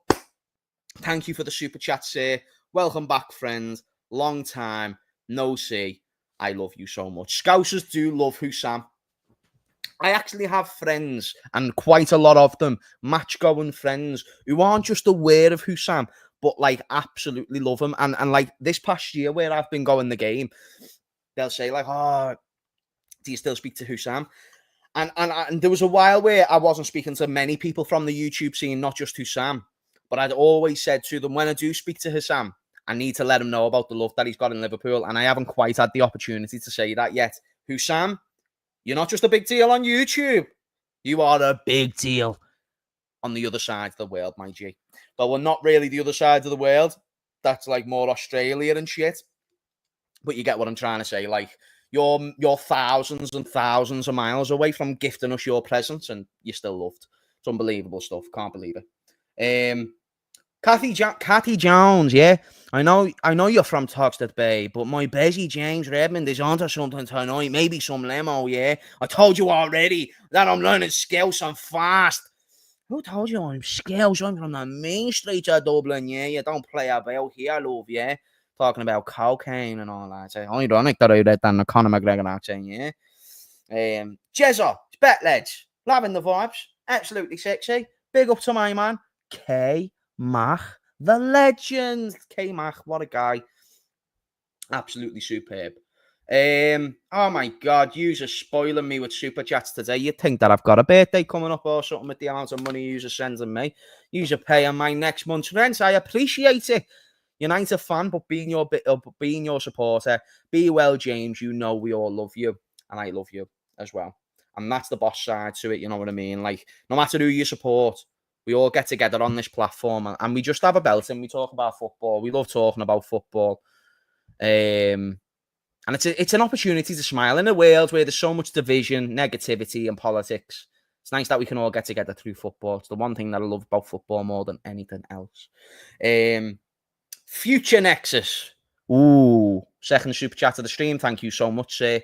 Absolute hero. Hussam is a celebrity. We love him. He's like one of us, isn't he? Can we get the... Do you know what? Hussam absolutely categorically embodies the thoughts of a Scouser, and he adopts it. He welcomes it. He loves the Liverpool city. And do you know what? I hate them Scouse fans who disregard global fans and, you know, fans who aren't from Liverpool, and they're taking the seats and things like that. It's a very weird mentality for me, because I look at guys like Hussam, I look at guys who, you know, live outside of Liverpool, like the Coppish lads and whatever have you, and I think our club is so much better for having them people in it, and I think our city is so much better that these people come to embrace it, and not only like it, they feel so welcomed when they come to the city. It's just so untrue, and that's why I want Hussam to come to Liverpool, because he won't realise how much he's loved until he's actually here. Do you know what I mean?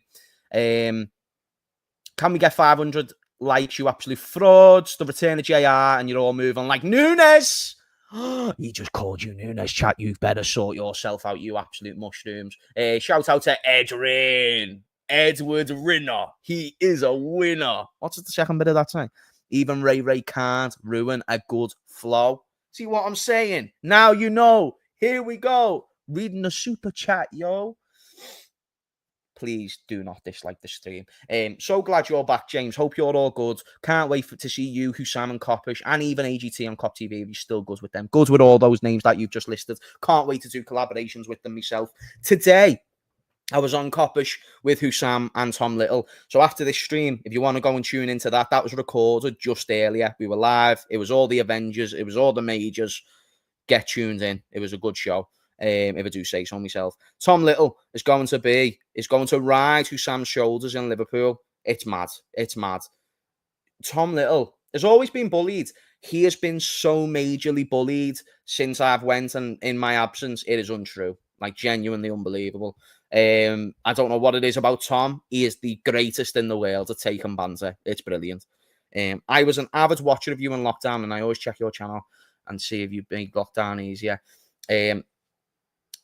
And there you made lockdown easier. And by any chance, are you live 4 a.m. in Dubai? Boss. Hey, do you know what? That's amazing. So you've come into this stream by clicking on my stream at 4 a.m. after like that many months of uploading. That is class. That is absolutely class. And that is nice as well. It's nice to hear when people actually enjoy your content. And even when you've been gone for so long, they're still eager to see what you're putting out next. It's rare, but I've always said that I've had a fantastic community on here. I've had a very good time on YouTube as a whole. And I always knew there was a place for me here, but I just had to mentally get myself ready for it. You know, I think something not for you to think about, really.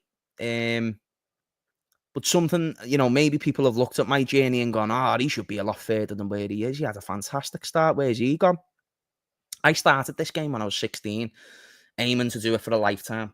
I prepared for this for years, and it was almost like once it got to the top, it was like it was overwhelming as a one-man team. But I think when you learn a bit more in life, you go away, you add some more skills to your skill set, and you just learn a bit more, don't you? You go through a bit more adversity, and you come back and you seem a bit more ready. And there's always something something pulling me back to YouTube, and I'm the one who's always pulled myself out of it. And this time, with a bit of a better approach, a bit more of a sustainable approach, FSG model. Come on, guys, we're returning from an ACL. I think we can see some long-term stuff from James, but let's wait and see. Big up to you guys, man. You're an absolute superstars. It's because you're a fucking G to everyone. The way you treat your chat, this love is reciprocated. You're an unreal entertainer and an unreal human being. Sam, you're an absolute knobhead. I do not know why you thought I was going to give you compliments after that. Like, Sam, you have abused me ridiculously while I haven't been uploading, and you just thought, oh my god, oh, James is going to give me love. Oh, you give your love, chat. Stop being on the other side of the swing, Sam. You know I love you really, Sam. You know I love you really, you know what I'm saying? And chat, I do love you. I love every single one of you from the bottom of my heart, and that's undisputed. Do you know what I mean? I love all the content creators that I've worked with in the past, and I'm going to work with in the future. I want to be very careful with who I donate my time to, because before, when I was donating it to everyone, it sounds like I'm being arrogant when I say donate. It was a privilege to be on the channels that I was on, no matter how big or small they was. I remember when Hussam was not on bags and bags of subscribers and being a huge celebrity like he is now, and it was a pleasure to be on his channel because the potential was there. Always, and the same with Coppish, the same with the lads I've worked with in Cop TV, all the way back to Redmen, everyone else in that chapter as well. It's one big journey, mate, and this time I'm coming into it knowing with who I want to work with, knowing what I want to do and how I want to get back into YouTube. And you know what? If this is what we're going to do in the meantime, just me, you, having a chat while I sit in my living room having a laugh, I love every single one of you for it. Let's do it together. You know what I'm saying? Shout out to Mr. Holiday. What a hero. We'll have to start doing, like, I get you on the stream. Again, that type of stuff, that'd be really nice. James Redmond, what a guy. Need to catch up, mate. Absolutely. I need to catch up with 1,000 different people. I really have disappeared off the face of the earth as well, chat. If you wasn't getting any response off me on messages or anything like that, you really wasn't the only one. And if you did get a message off me at all, yeah, you know, it was obviously you found me in a good moment, because a lot of that time was tough, mate. I'm not trying to turn this into a dark stream or a depression stream. I'm here to talk about football, but this year's been a big one in terms of character building. That's why it's actually great to be back. Like, almost got goosebumps when I set up the stream. I was like, oh my God, it's happening. It's happening. Good night to everyone. Glad to have you back, James. Eric, thank you for tuning in, sir. It means the world to me. Hope to see you tomorrow at 11. Chat, we will be going live tomorrow at 11, by the way. At 11 o'clock UK time. Be there, be square. Let's have a belter. Cathy Jones, I never saw your message saying you're going, but someone's saying to you. So, Cathy, thank you for the soup chat tonight, love. Thank you for tuning in. Absolute legends. It seems like everyone's getting a bit tired. Chat, do we carry on for a bit longer? Do we call it a day and go again tomorrow? What are you feeling? I'm happy to go on your vibe. James, I saw you on Rance's channel and always found you funny. I'm glad you're well, brother. Thank you. That's also another great compliment this man likes to receive, which is... Oh, I'm getting messages from... Oh, don't you dare be messaging me, Mr. Sanderson. What a legend. What a legend Mr. Sanderson is. Look at him here. Sending me love. Callum. Get some sleep, bro. Get some sleep. This is the man who doesn't sleep. Mr. Callum Sanderson, as much as I appreciate the love, and I know I was just having a little bit of an emotional moment on stream, will you get to sleep? Oh, my God, I'm so tired, James. Oh, my God, brother. Get to sleep, will you? Get your 8 hours in. You bloody love you. Bloody love you. Oh, what a legend. Do you know Callum? He's my big brother. Like, me and Callum have always had this relationship. It's been almost like a bit of a quiet understanding, if that makes sense. Like, times, even if we don't speak, once we speak again, it's like, what? We're just the boys, mate, you know? We agree on most stuff, and when we disagree, like, the discourse, and I can only speak from my side, is sensational. I've never enjoyed agreeing and disagreeing with someone so much on the platform, and he's a genuine fella. He's sending me messages! Callum, can't you see him trying to do a love dialogue here for you, mate? For goodness sake, and now I'm getting more messages. Oh my God, I've had a message off Sam. I've now got a message off Max. Max! Why is your name Max, Johnny? Why is your name Max, Johnny? Are you lying to us? Are you lying to us, bro?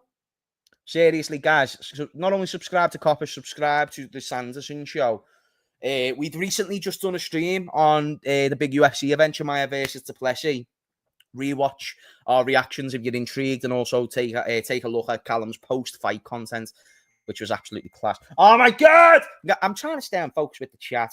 Go away, Johnny. You mad, bro. You have memory of a goldfish. Max, I'm onto you, yeah, but from Johnny Holiday. Are you mad, bro? It's weird, though, because the name says Max, and I know who Max is. He's an American. But here it says Johnny Holiday. I'm saying to you, Johnny, that your name is popping up here on a text from Johnny Holiday, from one of the old texts, but your name's popping up as Max. I don't know what to believe. Got to shout out to Ping Ping. You've got to shout out to Drunk Vigo. Do you know what I like about Drunk Vigo? He comments like a drunk person. He just says shit at times where you don't expect it, but he's so supportive. And then at any random moment, he'll come in the next 10 minutes. He says collab with someone. It's like he's the scout of YouTube, and he looks like all the new guys. He's brilliant. And he definitely adds to the algorithm because he's absolutely sensational at leaving about 20 comments across a 2-hour stream. It's brilliant. Here from the days, if your aunt had balls, she'd be your uncle. But she doesn't, so she's not. Do you know what I'm trying to say? And, by the way, Sadio Mane's the best player in the world. No if, buts, or maybes. Only absolute. And guess what? Do you know if your aunt did have balls, she'd most certainly be your uncle. And if LGBTQIA want to get on top of me for that, like they did at the time, by the way, I nearly got cancelled, then feel free, baby. Feel free. You know what I'm saying? I'm here, baby. I'm here, baby. I survived cancellation, motherfuckers. I survived that shit. I remember when I actually was nearly getting called out by the community as well, and I was just like, whoa! Talk about just firing a gun that you didn't know was a real gun. You know what I'm saying? Talk about creating analogies with a bit of creativity. Where's the inclusiveness there, guys? Come on, man. Come on, baby. Was hyped to see you back. Click so fast. Missed the intensity. Glad you feel like getting back at it. You know what I'm saying? And you know what? I don't dispute. As a grown man, I can probably come across as sometimes, mate, but as Sam said before, I was just born to be an entertainer. I'm not saying that in an arrogant way because it's not going to be everyone's cup of tea, but the idea of entertaining, presenting, acting. I used to be an actor when I was a kid. I've always loved the idea of comedy. It was always my favourite genre of film and content. This is where I'm supposed to be. And no matter how low of a place I get into, this is where I'm supposed to be. This is where I originated from. This is where I started. I've got 9 years nearly in the game, skin in the game. To this day, I still don't think there's been a bigger fan cam than mine. And guess what? I want to be the person to break the record. You know what I mean? Shout out to Troop. Shout out to all the others who did some amazing pieces at the time. But I think if buts maybes reigns true, and if there's going to be one person who tops you, it's this guy. And the cool thing is, I'm looking at YouTube more like I always wanted to have the personal relationship with you lot. But I do want to start setting myself some number goals, some data goals. I want to be a bit more like a data nerd. You know what I mean? The data nerds at Liverpool. Be inspired by that and chase some things, mate. Get some achievements, get some plaques. Be able to look back when I'm older and say, do you know what? You went all in and you gave it a go and you were successful. And I think my first stage of YouTube, the man I interviewed to pretty much last year, it was a success. It was a base. And here we are now. And I've been gone a year. And I've sustained 500 people since Sam raided. And, the love that I'm getting is, unbelievable. And I'll never, understand it. But it shows that I'm doing something all right, You're the G, James. Keep going. Oh, my God. You're all glazing me. Stop it. This is ridiculous now. Start abusing me like you used to. Who's beating Kamzat? No one's beating Kamzat. I said this to Callum the other night. No one's beating Kamzat. You soppy fart. Shut up, you friggin' lizard. Sausage. I love you, Sam. You're a legend. Guys, we'll end it on Drunk Vigo leaving us a very kind few words here. Believe in yourself, bro. That will be me leaving it there. Just to give you a bit of a verbal timestamp, if you want to watch the stream back and watch the main topics. The first half an hour to about an hour was the Isak conversation, my opinions on the Isak conversation. Tomorrow, I'll save the Article 17 talk for then. 11 o'clock UK time will go live. After the hour mark, we kind of spoke about Mark Gahey and started answering more questions. And the final half an hour or so has just been having a laugh, talking to the chat, doing stupid American accents and swearing a lot, which I need to stop doing from a professional point of view. But yeah, anyway, love it. I love yous. I love yous loads. Glad to be back. What a stream that was as well. I felt that was good.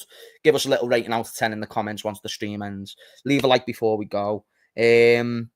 Tomorrow, 11 p.m. UK time, guys. Thank you very much. Much love. Thanks to everyone who super chatted as well. Thanks to all the old timers who came back. And stay out and watch this space. It's a space to be watched again. See you in a bit.